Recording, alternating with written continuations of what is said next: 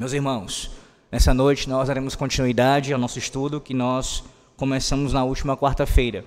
Esta é a segunda parte do estudo que trata sobre possessão demoníaca e exorcismo. Na última semana, e eu não tenho como voltar a isso em termos de detalhes, porque senão isso tomaria muito tempo do estudo de hoje, e ele já precisa de um tempo considerável. Mas basicamente o que nós vimos na quarta-feira passada foi acerca da possessão demoníaca propriamente dita. Ou seja, a definição do que é possessão, alguns exemplos bíblicos disso, como nós podemos fundamentar biblicamente essa doutrina de que de fato ela está presente no texto sagrado, e até mesmo eu afirmei aqui a sua continuidade, a sua permanência em nossos dias e as implicações disso. Mas nós concluímos o último estudo nos voltando para uma pergunta que ficou aberta, a despeito de eu ter adiantado um pouco da resposta que eu daria nessa quarta-feira hoje, no caso. A pergunta que ficou, entre aspas, digo assim, aberta, foi, uma vez que possessão demoníaca, ela ainda pode acontecer em nossos dias, qual é o remédio, qual é o antídoto, como é que a gente lida com isso em nossos dias? E aqui eu estou falando nossos dias, pensando no contexto da nova aliança na era pós-apostólica. Uma vez que findou a era apostólica, o cânon fechou-se, assim se completou a revelação do Senhor Deus. Como é que a igreja agora deve lidar com a possessão demoníaca? E aí a pergunta que surge em cima dessa é se o exorcismo é uma prática ainda vigente também. Ou seja, se nós admitimos que possessão demoníaca ainda pode acontecer em nossos dias, a questão é, exorcismo também pode acontecer? O ato de alguém, adjurar, repreender e, por assim dizer também, expulsar demônios, isso ainda é possível em nossos dias? Seria essa a maneira de lidar com a possessão? Bem, deixa-me definir para você o que é exorcismo, apesar de eu imaginar que você já deve ter uma ideia do que significa. Basicamente, exorcismo é o ato de expulsar demônios que controlam ou molestam uma pessoa por meio de um confronto direto, um comando autoritário, ou como eu também falei aqui, uma adjuração e repreensão em nome de Deus. Nós vimos na quarta passada que os demônios, basicamente, eles atuam de duas maneiras, ou eles assim atacam de pelo menos duas formas, ou dois níveis, colocando melhor, 2 graus distintos, a saber, a opressão, resumindo aqui, porque a opressão pode ser várias coisas, mas num grau mais elevado, num grau mais contundente, mais forte, seria a possessão, que é o domínio, o controle sobre uma pessoa. Nesse caso, o exorcismo seria praticado num grau de possessão. Quando alguém estivesse possuído, essa pessoa passaria por um exorcismo, a expulsão daquele demônio que estava em seu corpo. Veja, vá lá para Atos capítulo 19. Atos 19, versículo 13.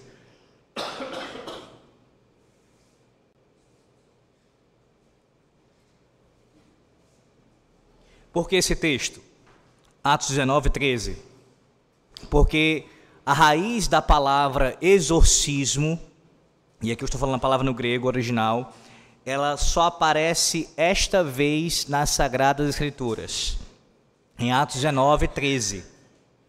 Não entenda isso de forma equivocada. Não é que somente aqui aparece um exorcismo. Estou dizendo que a raiz da palavra, que dá origem à palavra exorcismo, aparece somente aqui. Todavia, o conceito dela está presente também em outras passagens bíblicas. Deixa eu dar um exemplo para você ficar mais claro o que eu quero dizer com isso. É sempre bom ilustrar, ainda mais usando outro texto da palavra de Deus paralelo. Não no sentido que é o mesmo assunto, mas que trata de que vai servir para te clarear o pensamento, tendo por base aqui essa mesma ideia que eu quero passar para vocês. Lá em Gênesis capítulo 3, na verdade, no capítulo 2, antes da queda de Adão e Eva, você não tem ali a menção explícita à palavra pacto no original hebraico. Pacto, a aliança, a palavra berit, ela não aparece lá em Gênesis, no início de Gênesis. Todavia, isso não significa dizer que Deus não firmou um pacto com Adão, porque uma das razões que a gente, na verdade a principal razão porque a gente fundamenta isso, porque o conceito de aliança está presente lá em Gênesis capítulo 2. O que Deus fez com Adão antes da sua queda foi um pacto, e os elementos daquela aliança estão presentes ali em toda aquela passagem. O que eu quero dizer com isso, para ilustrar para você, é que mesmo uma palavra específica não aparecendo numa passagem, não significa dizer que aquilo não esteja acontecendo, ou sendo mencionado, ou esteja presente no texto. Uma vez que o conceito daquela palavra, ou daquela doutrina, colocando melhor, ela está presente. É o caso. Atos 19:13, a raiz aparece explicitamente no texto original grego. A raiz da palavra exorcismo. No caso aqui, veja, versículo 13. E alguns judeus exorcistas ambulantes tentaram invocar o nome do Senhor Jesus sobre possessos de espíritos malignos, dizendo: esconjuro-vos por Jesus a quem Paulo prega. Então, de fato, a palavra aqui ela aparece para exorcista. Essa palavra ela tem como significado a ideia de arrancar um juramento de alguém. Alguém que emprega uma fórmula de conjuração para expelir demônios. Mas, como eu disse, mesmo ela não aparecendo em outros textos, o conceito também está presente. Fala para Mateus, capítulo 4, versículo 24. Que conceito, pastor? O conceito de expelir demônios, de expulsar demônios. Através de uma fórmula de conjuração, através de uma ordem. Mateus 4, versículo de número 24. E a sua fama correu por toda a Síria. Trouxeram-lhe então todos os doentes, acometidos de várias enfermidades e tormentos, endemoniados, lunáticos e paralíticos, e ele os curou. Mateus 8, 16. 8, versículo 16. Chegada a tarde, trouxeram-lhe muitos endemoniados, e ele, meramente com a palavra, expeliu os espíritos e curou todos os que estavam doentes. Agora vai para o capítulo 9 de Mateus, versículo 34.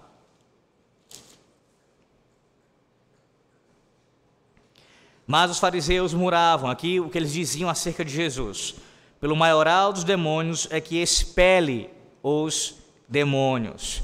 E aí você pode ver depois Marcos 1, 34, Lucas 11, 14, Atos 10, 38 e assim por diante.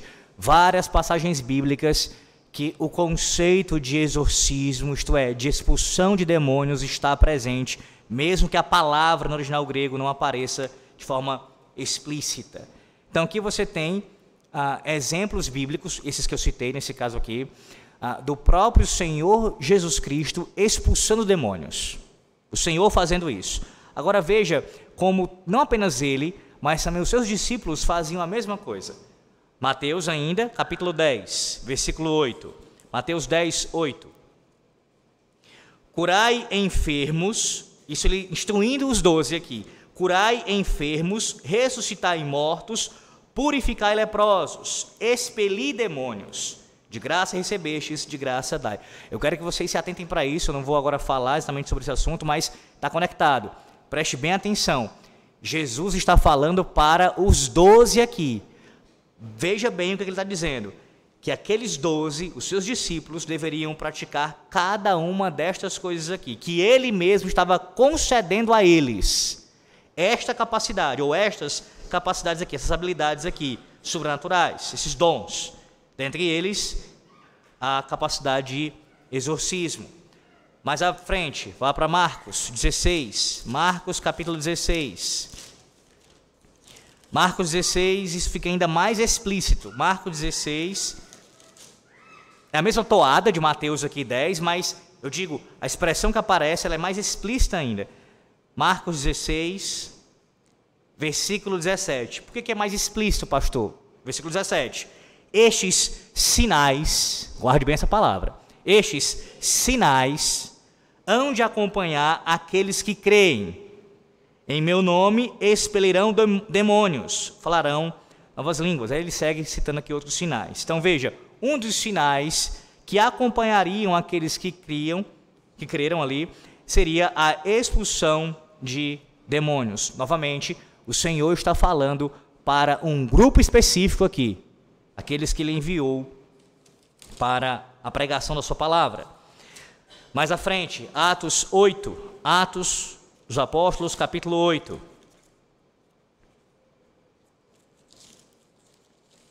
Atos 8,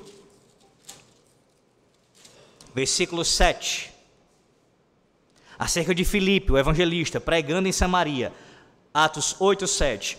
Pois os espíritos imundos de muitos possessos saíam gritando em alta voz, e muitos paralíticos e coxos foram curados. A pregação, ali Filipe pregava a palavra de Deus, e os sinais que acompanhavam aqueles que creram também aqui se manifestavam no ministério de Filipe, uma vez que não apenas pessoas eram curadas, mas também endemoniados eram exorcizados. Atos ainda, capítulo 16, versículo 18, um episódio bastante conhecido, muito famoso, Atos 16, versículo 18. Isto se repetia por muitos dias. Então Paulo, já indignado, voltando-se, disse ao Espírito: em nome de Jesus Cristo eu te mando, retira-te dela. E ele na mesma hora saiu. Você deve lembrar que foi lá em Filipos, quando o apóstolo Paulo expulsou aquele demônio daquela jovem que era conhecida por sua prática de adivinhação. Então aqui você tem não apenas textos bíblicos, alguns que mostram o ministério do nosso Redentor através desse expulsar de demônios, bem como também dos seus apóstolos, dando continuidade a isto. Você já percebe isso, essa promessa e a prática dela nos evangelhos, e de forma abundante ela aparecendo também em Atos dos Apóstolos, como cumprimento da profecia, da própria promessa de Cristo lá de Marcos capítulo 16. E aí a pergunta, ela precisa ser respondida.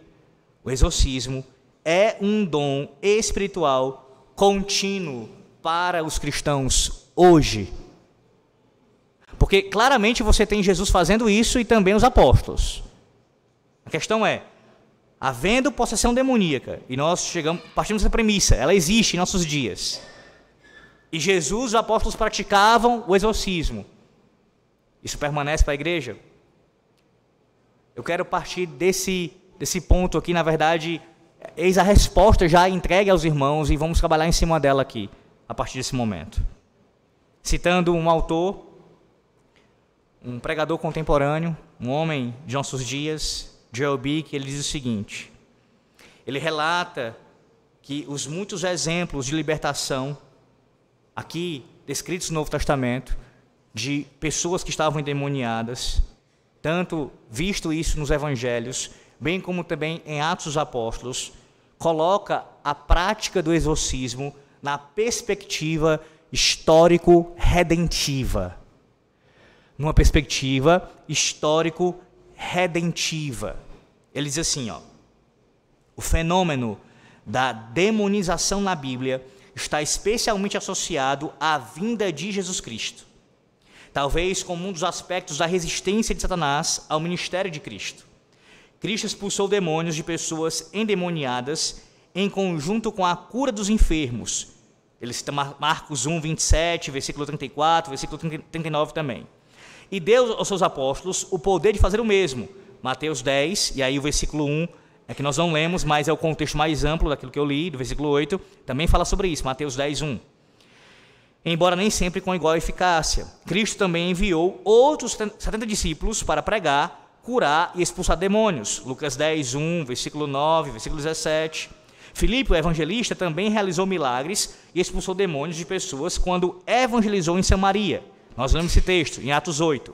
No entanto, ouça bem, o exorcismo não está listado entre os dons espirituais concedidos à Igreja Apostólica, lá em 1 Coríntios, capítulo 12, versículo 8 a 10, por exemplo. As epístolas do Novo Testamento também não dão instruções para o exorcismo. Portanto, é melhor encarar o exorcismo como um ministério especial dos apóstolos e evangelistas diretamente nomeados por Cristo. Então, essa é a resposta em síntese para a questão aqui, que a gente vai trabalhar em cima dela a partir desse momento. Qual é a resposta? O exorcismo, a prática de alguém ir expulsar um demônio em nome de Cristo, faz parte de uma perspectiva histórico-redentiva. E uma vez isso já tendo alcançado o seu cumprimento, não há mais como ter continuidade em nossos dias. Eu comparei na última quarta e agora farei novamente com o dom de milagres ou o dom de curar. Eu afirmei aqui, os irmãos devem lembrar, na verdade eu perguntei para vocês, em seguida a gente afirmou em cima disso, que as moléstias, as enfermidades, elas ainda estão presentes em nossos dias. A semelhança disso, a possessão demoníaca ainda pode acontecer também. O mal, tanto nesse aspecto físico quanto espiritual, pode ocorrer. Durante um período de tempo, e aqui pensando nesse último período de Jesus e os apóstolos, uma das formas do Senhor ter combatido isso, lidado com isso, foi através de curas e milagres e prodígios, que confirmavam e testificavam a palavra da salvação. Isso não significa dizer que tais dons estejam presentes em nossos dias, porque Jesus, os apóstolos assim exerceram. Claro que não, por conta da sua natureza e do seu propósito. A natureza, como eu falei, era natureza revelacional, dada durante um período de tempo, alcançando assim o seu cumprimento na pessoa e na obra de Cristo. E uma vez o cânon completo, ou seja, a revelação já autenticada e confirmada, não há mais a necessidade de tais sinais, uma vez que a mensagem já foi confirmada. Mas as pessoas ainda adoecem. E como que a gente lida com isso? Uma das maneiras de lidar com isso é orando ao Senhor Deus para que Ele venha trazer cura para tais pessoas. Deus ainda pode curar e, de fato, Ele ainda o faz. Com relação à possessão, no caso, o exorcismo, essa prática também era um sinal ali do ministério de Cristo, bem como também dos apóstolos. Está ligado a isso. Veja como o Bick aqui, ele tira aqui levanta uma questão importantíssima e muitas vezes a gente se atenta para isso. Quando você vai para a lista dos dons apostólicos, este dom não aparece em 1 Coríntios capítulo 12. Mesmo o dom de cura aparecendo em 1 Coríntios, esse dom não aparece, o dom de expulsar demônios. E esse dom, essa prática, ela normalmente aparece nos evangelhos. Jesus curando enfermos, coxos, entre outras pessoas que estavam enfermas ali, e também expulsando demônios. Mas quando há uma lista de dons no Novo Testamento, você não tem a menção a este dom de expelir demônios. Nem mesmo instruções apostólicas em outras cartas acerca desses dons para a Igreja de Cristo. Deixa-me ser mais direto ainda. Quando você pensa nas cartas pastorais, você não tem instruções de Paulo a Timóteo, seja a 1 Timóteo, 2 Timóteo ou a Tito, falando que uma das características de um presbítero, de um ministro da palavra dos sacramentos, seria a expulsão de demônios, ou caso ele recebesse dom da parte do Senhor Deus. Por que não, irmãos? Por que não? Se apóstolos e evangelistas tinham este dom, esse sinal acompanhava aqueles homens, por que isso não aparece nas cartas pastorais? A implicação é muito lógica e óbvia aqui para nós. É porque isso não tinha o propósito de continuar. A expulsão de demônios, ela sempre, entenda isso, sempre ocorre no contexto dos atos extraordinários e histórico-redentivos de Jesus e dos apóstolos. Não é apresentada essa prática na palavra de Deus como um dom comum e contínuo para os cristãos exercerem em qualquer circunstância. E aqui, mais uma vez, perceba o paralelo entre essa prática de expelir demônios, bem como também de curar. Quando as pessoas falam de dons de cura em nossos dias, elas perdem isso de vista.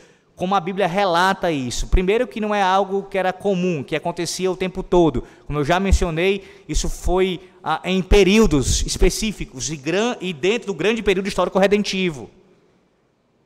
E mesmo quando isso acontecia nos períodos específicos, isso não era à torta direita que acontecia. Aconteceu em grande abundância nos dias de Jesus, dos apóstolos, mas como eu disse, com essa perspectiva histórico-redentiva, confirmando assim a palavra do Senhor Jesus Cristo. Mas não é apenas o Dr. Joel B que fala isso. Na história da igreja nós temos outros que vão falar a mesma verdade quanto a isso. Há um reformador que viveu ali no século XVI e diz o seguinte: este dom do Espírito Santo, ele não floresce mais hoje na igreja, para que possamos curar os que estão possuídos por espíritos malignos, e também aqueles que estão possuídos pelo próprio diabo. Portanto, ele vai dizer, devemos cessar de nos vangloriar daquilo que nós não recebemos. Outro autor, esse bastante conhecido, Teodoro Beza, diz o seguinte: exorcistas, isto é, mágicos, cujo ofício creio que agora cessou, ou pelo menos deveria cessar na igreja, juntamente com o dom de milagres, que serviu apenas por um tempo para confirmar e estabelecer a verdade da palavra de Deus, recentemente declarada e revelada ao mundo. Veja, ele associa com o dom de milagres e também com essa questão do sinal, de confirmar a palavra de Deus. Um outro reformador, Bullinger, ele diz o seguinte: os apóstolos expulsavam espíritos imundos com uma palavra, isto é, invocando e pelo poder do nome de Cristo. Esses dons cessaram há muito tempo na igreja de Deus. Um outro teólogo do século XVI diz o seguinte, o anglicano John Jewell: o ofício dos exorcistas era por um dom especial de Deus, servindo apenas naquele tempo. Ele servia apenas naquele tempo, para invocar espíritos imundos para fora dos corpos daqueles que estavam possuídos. Há um teólogo luterano do século XVI também, que ele vai dizer que, século XVI, ele vai dizer o seguinte, esse teólogo luterano, que a tentativa de expulsar demônios naqueles dias, século XVI, período da Reforma Protestante, seria uma quebra do terceiro mandamento da lei de Deus. Por quê, pastor? Ora, porque o terceiro mandamento envolve o nome santo do Senhor nosso Deus. Então, quando alguém tenta expulsar um demônio em nome de Jesus Cristo, em nossos dias, partindo do pressuposto que o dom cessou, logo é usar o nome de Deus em vão. Em vão.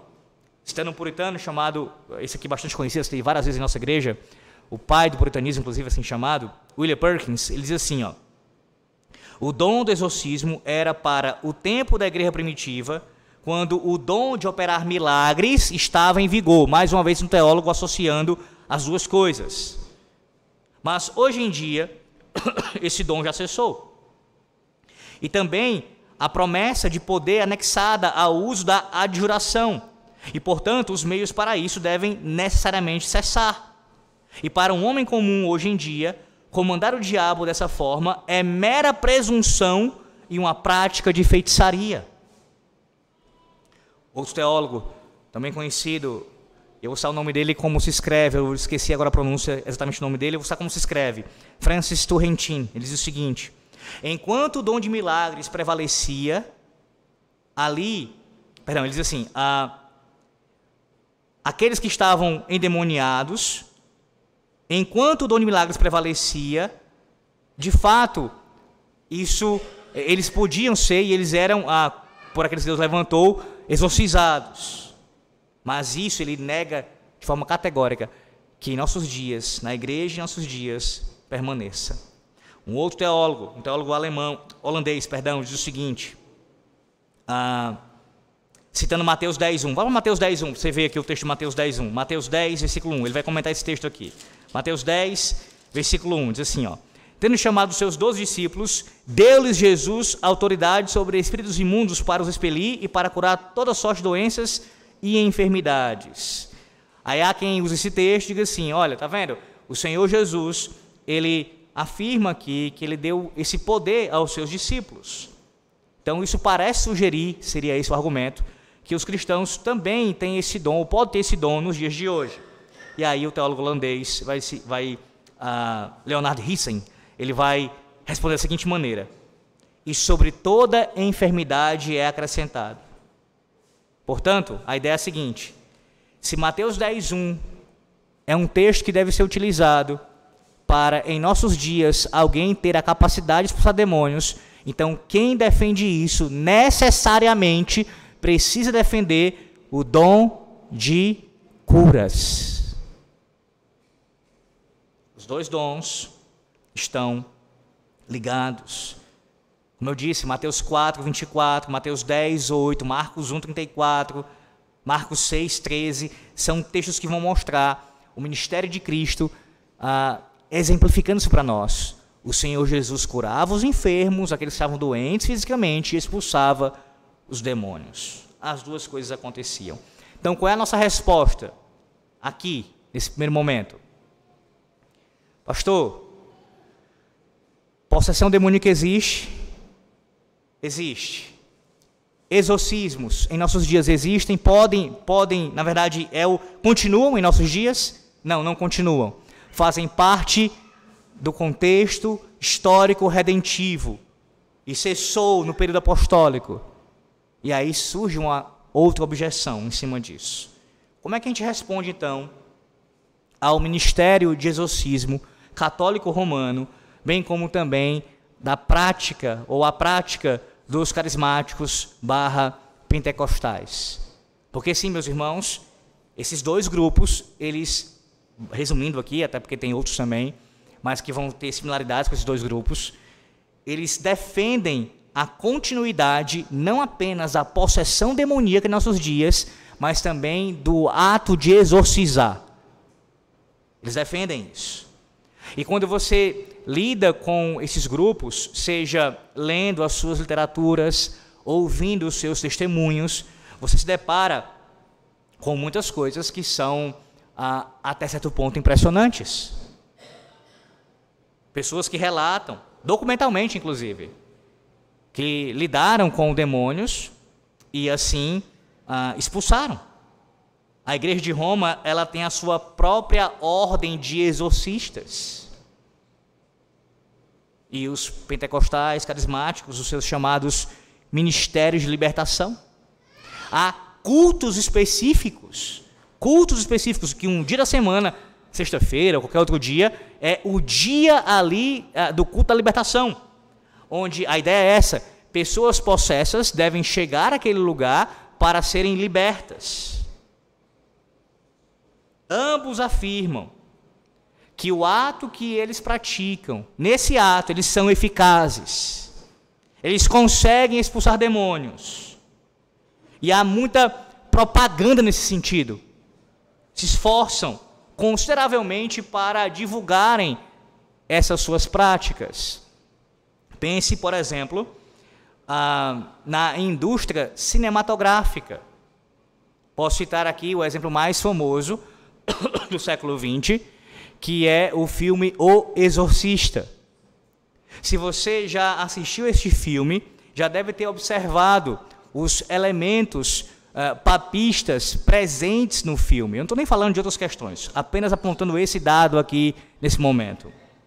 Ou então, se você assistiu filmes mais recentes, como Nefários, ou também O Exorcista do Papa. Este último foi estrelado pelo ator Russell Crowe, que ganhou o Oscar como gladiador. Esse filme, O Exorcista do Papa, ele é baseado numa história de um homem que de fato existiu, que é o padre Gabriele Amorth, padre italiano.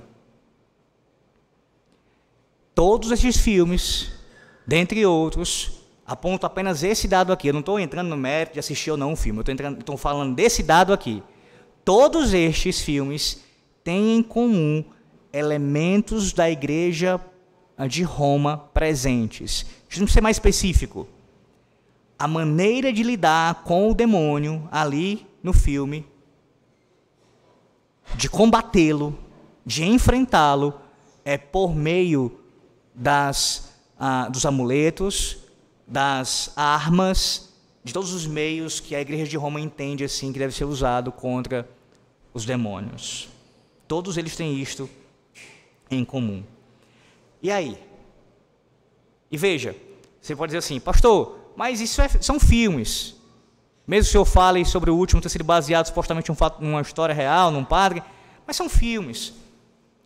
Volte um pouquinho na minha fala. Eu disse que há muitos relatos, inclusive documentados, de casos que, supostamente, vou colocar assim, no primeiro momento, pessoas endemoniadas tiveram ali a sua libertação, os demônios saíram dos seus corpos através daqueles atos, através daquelas ações de sacerdotes católicos romanos.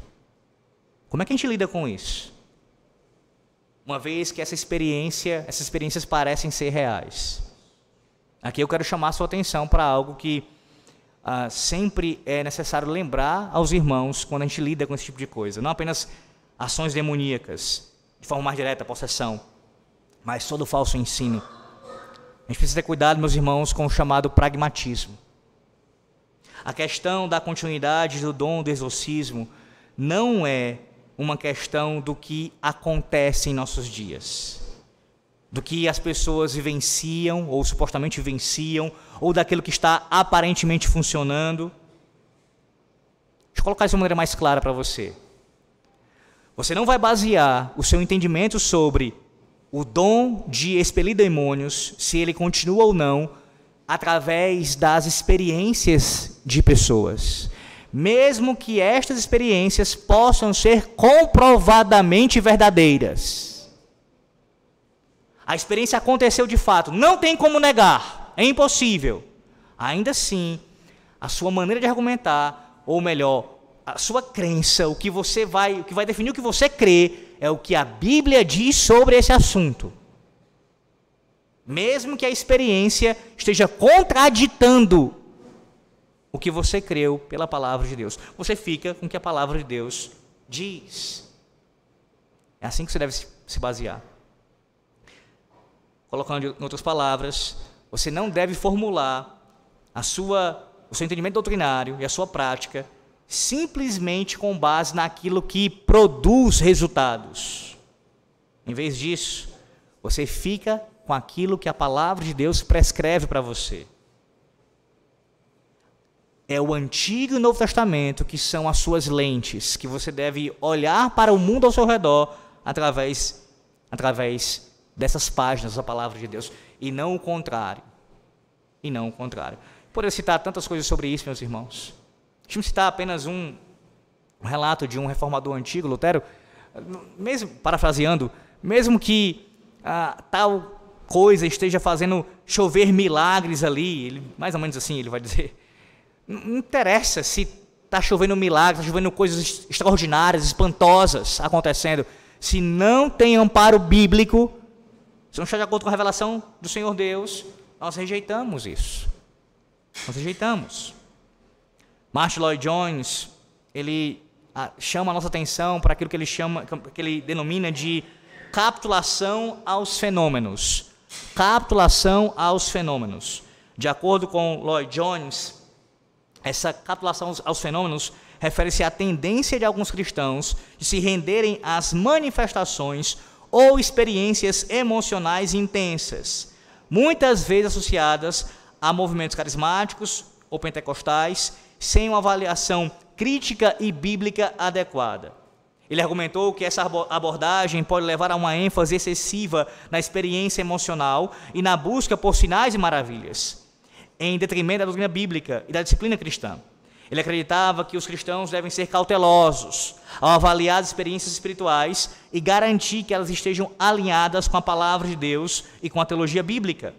Em outras palavras, capitulação aos fenômenos implica uma falta de discernimento crítico e uma tendência a se deixar levar pelas emoções e experiências, em vez de se guiar pela Escritura Sagrada e pela razão. Isso pode levar a uma forma de cristianismo que é mais focada na experiência pessoal do que na palavra de Deus e na busca por uma vida de obediência e santidade.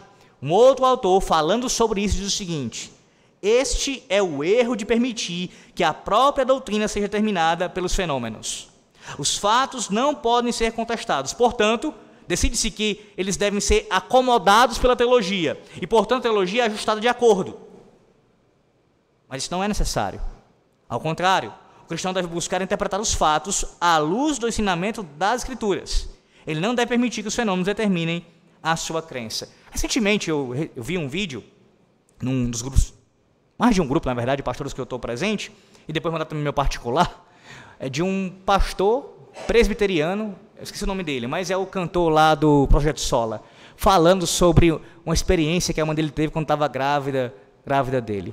Ele recebeu uma profecia, eu resumi, porque é tanta baboseira, tanta imbecilidade, já estou cansado disso, irmãos, cansado, literalmente cansado mesmo disso. Né? É o pessoal que ganha fama fazendo música para poder ganhar dinheiro, ordenam de todo jeito, a vontade realmente que você tem já é enfim, falar as coisas mais gravemente mesmo contra esse pessoal. E aí o indivíduo ainda vai para o púlpito, grava isso e fala para todo mundo que ele recebeu, no caso a mãe dele recebeu uma profecia, quando estava grávida dele, que ela estava, no caso ela tinha pensado em abortar e não abortou por causa dessa profecia, que dizia que ele seria um grande pastor. E aí ele termina o testemunho dizendo, ele não fala que era ele, né? No final que ele conta, olha, esse pastor é o que vos fala nessa noite, enfim. Oi? Sim, sim. Vai gerar aquela emoção, né? O que dizer disso? Não interessa se tal pessoa acertou numa profecia uma suposta profecia que ela proferiu. Não interessa se tal pessoa realizou um prodígio, um sinal, uma maravilha, se ela expulsou um demônio. Não, em última instância, o que interessa não é isso. Ou você não lembra das palavras de Cristo? Naquele grande dia ele dirá, para aqueles que dirão a ele, não profetizamos nós em teu nome? Não fizemos muitos sinais, prodígios e maravilhas? Veja, nada disso por si só garante que aquilo vem do Senhor Deus. Está de acordo com a vontade de Deus. Lá em Deuteronômio, vou comentar só isso aqui e volto para cá já, mas tem a ver, está na mesma questão, de dons de revelação aqui, de caráter revelacional. É dito acerca do falso profeta, que o falso profeta, parafraseando o texto, ele pode acertar. Ele pode acertar. Então, o que vai, a orientação de Moisés ali, o que iria realmente trazer discernimento ao povo, se o profeta vinha da parte de Deus ou não, em última instância, não é se ele acertava no cumprimento da sua profecia. Esse era um critério. Mas o critério principal era se ele falava de acordo com a sua doutrina e vivia de acordo com a sua doutrina. Então, o falso profeta, ele pode acertar. O diabo é um adivinhador, meus irmãos. Ele pode acertar, e acerta muitas vezes. Então, o ponto é, essas experiências católico-romanas, carismáticas, elas são verdadeiras? Elas de fato acontecem? Ainda trabalhando sobre isso. A resposta é a seguinte: muitos desses casos em que afirma-se que alguém estava endemoniado, eu creio, baseado na palavra de Deus, vou explicar isso, que acredito que a maioria esmagadora são falsos relatos de demonização. Pastor, com base em que o senhor afirma isso? Primeiramente, sempre com a palavra de Deus. À luz da palavra de Deus, não era algo comum acontecer tão frequentemente. E quando isso acontece em uma abundância de casos, é mais um período de Jesus Cristo e dos apóstolos. Como eu disse, porque isso tem a ver com a vinda do Redentor, do Messias. Já expliquei isso no outro estudo. Então, biblicamente, você tem resposta para falar isso. Não é algo que acontecia à torta direita, possessões uma atrás da outra. Isso não é algo que a Bíblia vai dizer. Em segundo lugar, que há muitos casos que você pode observar, pela própria razão, uso da razão e da lógica, que essas pessoas ou estão sendo sugestionadas ou têm algum problema mental. Perceba, eu não estou excluindo a possibilidade Não é o meu ponto ainda falar sobre isso agora, de possessão. Eu estou dizendo que, à luz da palavra de Deus e da própria experiência, a maioria dos casos se enquadra em uma das duas coisas. Ou é uma pessoa atormentada mentalmente, ou é uma pessoa que foi sugestionada àquilo. Mas sim, há casos em que a pessoa está endemoniada, e há casos em que esta pessoa possessa, o demônio é expulso através de um sacerdote papista ou de um pregador pentecostal. E aí você fica, pastor, como é que pode isso? Como é que isso é possível? Isso não é uma contradição como acabou de ser dito, explicado acerca do exorcizar? Não. Porque a resposta para isso é que quando tal coisa acontece, ela acontece. O ato de exorcizar, supostamente, como se estivesse acontecendo o exorcismo, é um conluio com o diabo. Com o diabo.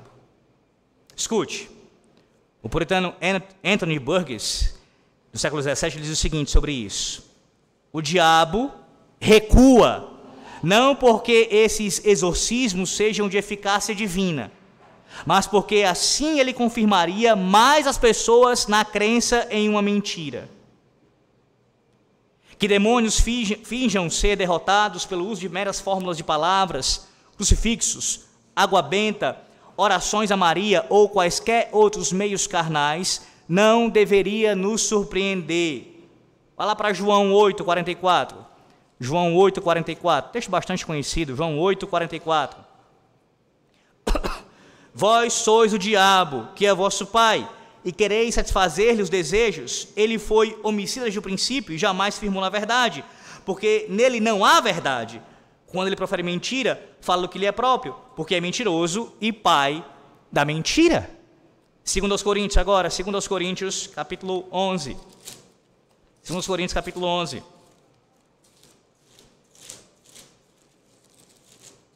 Versículo de número 14. E não é de admirar, você que está ouvindo isso, como é que pode o diabo estar em conluio com alguém que vai expulsá-lo ali? E não é de admirar, porque o próprio Satanás transforma em anjo de luz para nos enganar e nos levar ao erro e ao pecado, nesse caso, para propagar ainda mais a falsa doutrina. Meus irmãos, não tenho nenhuma dúvida quanto a isso. Citando mais uma vez o filme O Exorcista do Papa, tem um momento lá em que o ator principal, o padre lá, o Gabriele, ele está com outro padre mais novo, e o padre mais novo não conhece nenhum tipo de reza, nenhum tipo de citação que ele possa fazer específica com relação ao exorcismo. Né? E aí ele pergunta, sabe o que então? Aí ele, mais ou menos isso ele vai dizer, aí ele responde, a oração lá para Maria. E ele fica feliz com aquilo, né? Demonstra, que bom, então, reze. E lá o padre mais jovem fica rezando a oração a Maria. Você acha mesmo? Porque sim, isso acontece muitas vezes, na prática mesmo, real, de um papista, de um padre expulsar demônios, por exemplo, usando ali orações a santos. Você acha mesmo que um demônio ele vai submeter a isso? Sim, para que isso seja confirmado como se fosse verdade. Como se fosse verdade. Não perca isso de vista. A principal arma de Satanás é a mentira, é o engano. É a deturpação da verdade. Veja, desde o princípio foi assim lá em Gênesis capítulo 3. Eu me lembro de um rapaz que eu conheci, um colega, que ele me questionava, acho que eu ainda estava no contexto pentecostal, e eu falava sobre algumas coisas que eu via e achava estranho aquilo, e já estava começando a desligar, mas ainda presente, e ele dizendo assim, tu acha mesmo, Alex, que o diabo vai estar dando profecia de coisa boa para o povo? Vai querer o bem do povo, a salvação do povo? Acha mesmo que isso vai acontecer? Percebe a tolice disso? Dessa fala? Porque é óbvio que o diabo não quer o bem da igreja, isso é óbvio. Só que a sua maneira de agir não é simplesmente, ou na maioria das vezes, aparecendo com uma carranca, colocando assim, para ilustrar para você. Mas é transformando-se em anjo de luz. É falando palavras que sejam agradáveis aos ouvidos. É persuadindo através de coisas que parecem ser boas. É assim que ele faz. É o seu modus operandi. Essa é a maneira. Os falsos mestres, eles também nos aparecem vestidos de ovelhas, mas interiormente são lobos devoradores. Mateus 7,15, 2 Coríntios 11,13. Os hereges, meus irmãos, eles nunca admitem ser hereges, mas eles se apresentam como enviados de Deus. Se você, certamente todos aqui já devem ter ouvido algum falso profeta, algum pregador mentiroso nos nossos dias. Qual deles fala abertamente, eu sirvo ao diabo? Ou não são doces para alguns as palavras de Edir Macedo? E de Rodrigo Silva? E do próprio Papa? Não são agradáveis aos ouvidos?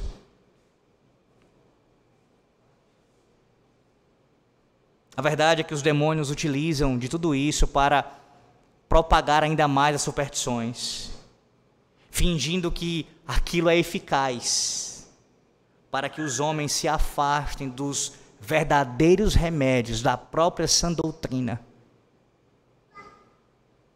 Pense numa arma bastante ardilosa aqui deles. Qual é o remédio, então, para a demonização? O Dr. Joel Bick diz assim: muita superstição gira em torno de exorcismos.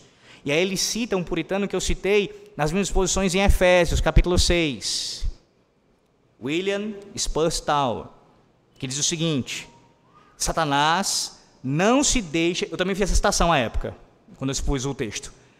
Satanás não se deixa perturbar por água benta, amuletos, objetos sagrados e encantamentos, embora às vezes possa fazê-los parecer bem-sucedidos em remover um demônio a fim de estimular a religião falsa.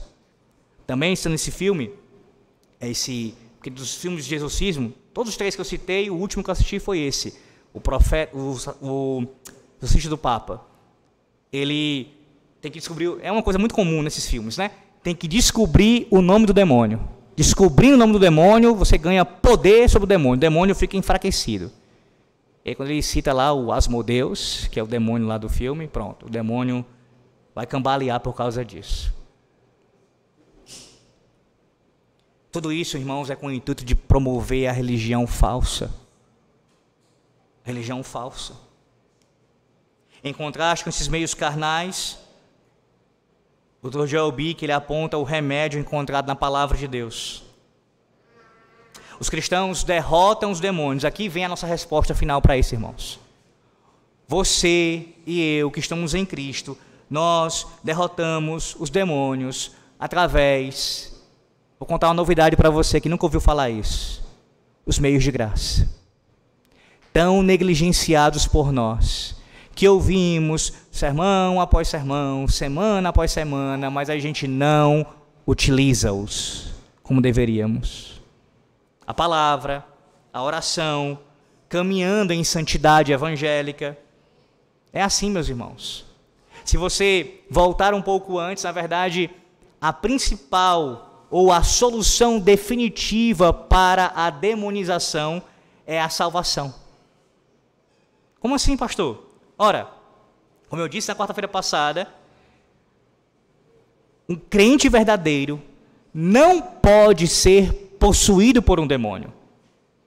Por quê? Uma questão bem simples.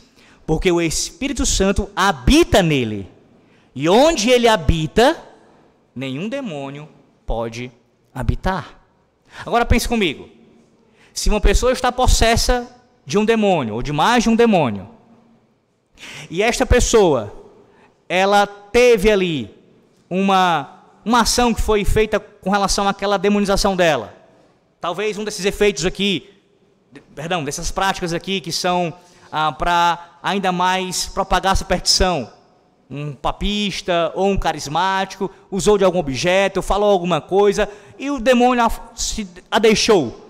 Se aquela pessoa de fato não for convertida, não tenha nenhuma dúvida o que vai acontecer. Ela não for convertida depois do processo, digo. Se ela não se converter depois daquilo, o que vai acontecer é o que o Senhor Jesus Cristo disse. O demônio voltará, encontrará a casa vazia com mais outros demônios. Então, se alguém de fato não quer ser possuído, este é o remédio para qualquer ação demoníaca nesse sentido. A salvação. Quando um espírito maligno abandona um homem, mas depois retorna e encontra a vida dele reformada, o demônio pode muito bem reunir outros espíritos piores do que ele. Reformada que eu digo apenas externamente falando. Porque há pessoas, meus irmãos, que elas passam um verniz, elas aparentemente tiveram algum tipo de transformação, mas nunca conheceram a Cristo. Mudanças apenas exteriores em sua vida. Alguém salvo, o demônio não pode retornar para a sua vida, para possuí-la.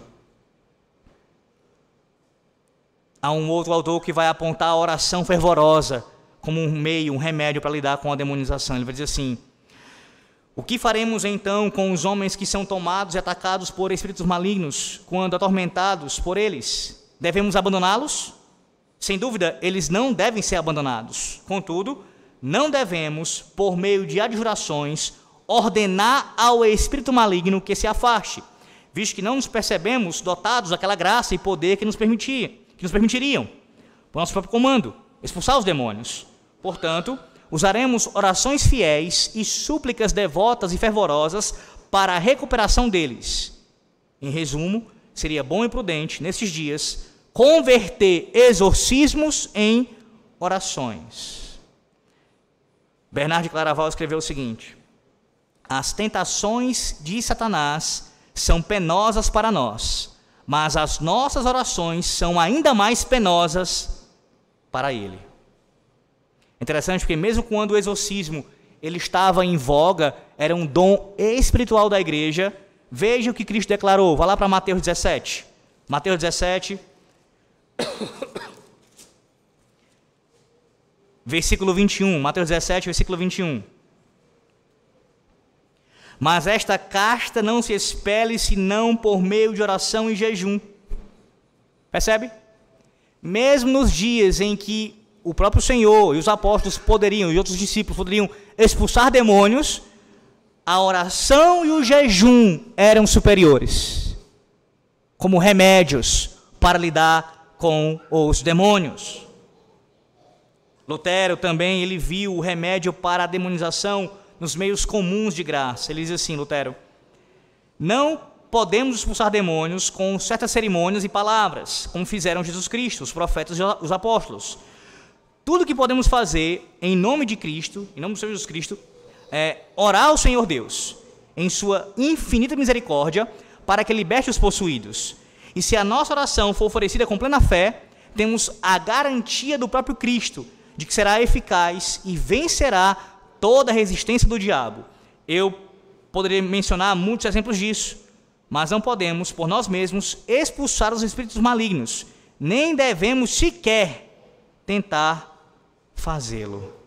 Em suma, o remédio legítimo para alguém endemoniado, e aí veja, não apenas alguém endemoniado, para a opressão demoníaca e para a possessão demoníaca, é lá em Efésios 6. Fala para Efésios capítulo 6. Não tenho tempo para fazer isso, nem é meu propósito, mas apenas vou fazer a leitura. A exposição do texto está no canal da nossa igreja. Depois veja lá novamente, se tiver alguma dúvida. Efésios 6. Efésios capítulo 6, a gente encerra aqui. Efésios 6.